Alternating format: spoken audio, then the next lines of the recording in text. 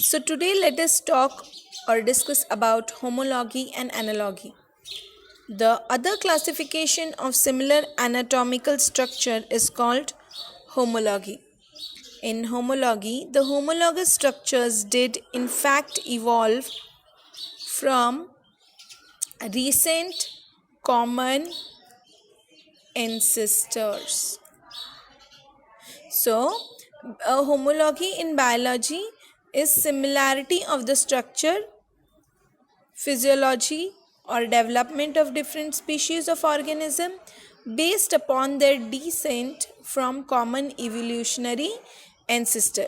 So, if we talk about example of homology, the arm of human, the wing of bird or bat, the leg of dog, and the flipper, they are all homologous structure. They are different and have different purpose, but they are similar and share common traits.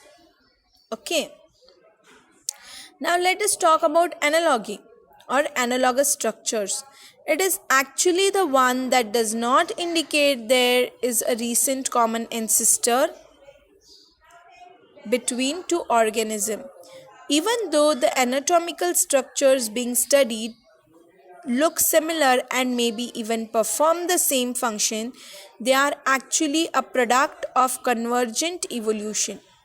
Just because they look and act does not mean they are related closely on the tree of life.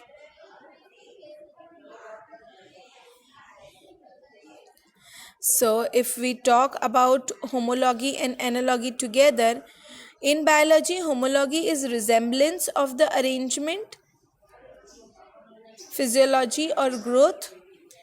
Analogy is functional similarity of structure based on the similarity which is not upon common evolutionary origins. So, this is about the homology and analogy. Now, let us talk about evolution by stages. So, what do you basically mean by